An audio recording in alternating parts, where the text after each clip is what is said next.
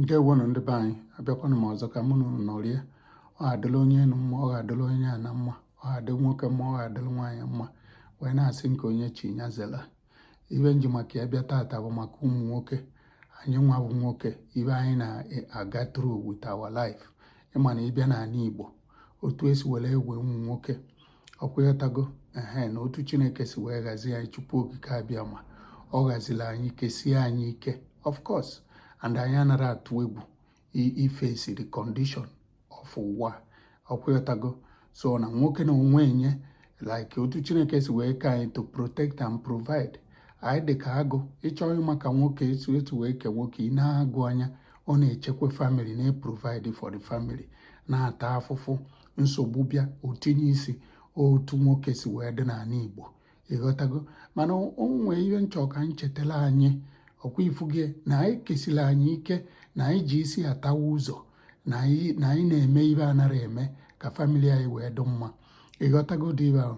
Anyị na-abịazie chezozie na ọkwa mmadụ ka anyị bụ, na anyị nwee feeling ihe abụ nwoke ọ na-anwụ ọ na-eri n'ude, ọ na-atagbu onwe ya n'afụfụ, onwe ibe na-abọ dị ya, mebi na famili ya na onwe ka o si dị, mebi na nwunye na-emesi ya ike, ma ọ mebi na onwe ibe ọ na-aga tru, ọ ghara ekwekọrọ onye ọzọ, ọ ghara ekwekwana ka ụmụnne ya male, ịghọtago. Ọ nwezi ike ọ bụ na ya na chi ya nọrọ, o bugide ọ nwụrụ.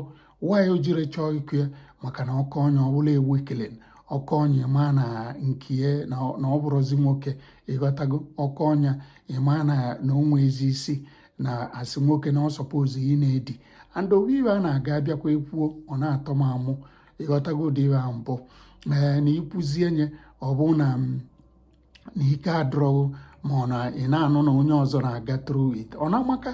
Ma ọ bụ na ibe ụmụ nwoke niile na-aga, ị na-anya n'ụwa taa, particularly na ọnụkwụba anyị bụ Igbo land, nwaanyị ụmụ nwoke ji ebu ụzọ anwụ, nwaanyị ụmụ nwoke ji anwụsịsị, nwaanyị ụmụ nwoke anara aka nkala oku ụmụ nwaanyị, ịghọtago.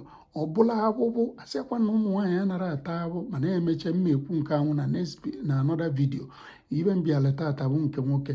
Ọ bụla abụbụ nwoke ga-akụ ọ ga-agba agba, olu unu chọọ ọgụ nọ n'izi, ọ batakwa ikezikwa ọbụla onye nwunye ya na-achọ ọkụ, ikezikwa ọbụla ebe peace adịrọ na famili ya, ọ tabakwa abụbụ nke ahụ and ọra akọtala onye ọzọ.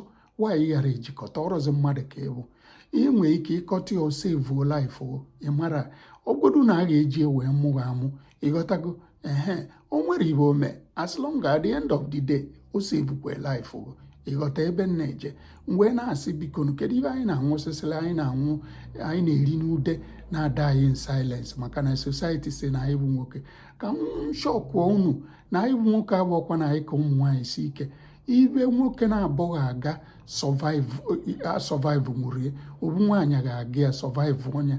Ụmụ nwaanyị Chineke kesiri ike, so biko ka anyị rapụ n'ibe anyị na-ekwu emere anyị si na anyị bụ nwoke.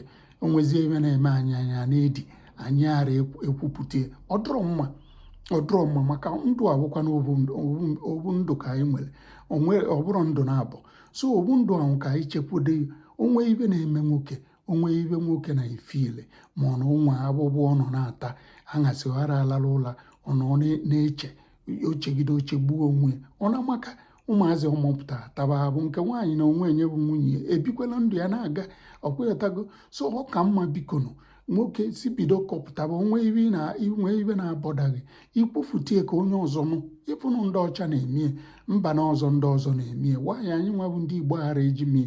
Bikonu ka anyị kwụsị ya bụ omume, ịghọtago. Na onye asị ya wofu aka enwe obe na ọdụ ka aka mmadụ, ịma na ọ nara ya na onwe ka ya bụ akado.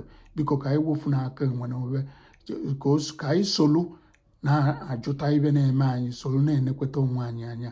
Ọ ga-aka save life, ọ ga-akanyela anyị aka n'ala Igbo. Ọnya ka nji wee sị ka m bịa ka mụ na unu ka ntụnye ya asị alụ, ịghọtago. Ọka akwụkwọ nwanne unu nwoke Kenechukwu, onye agwalụkwe agwakwu ya ọzọ. Biko enweta ozi anya tụsa na-ekele ọlụ eke nke unu bụ ịtụsa ozi, nke mụ bụ ikwupụta ngwa ka ọ dị na next video.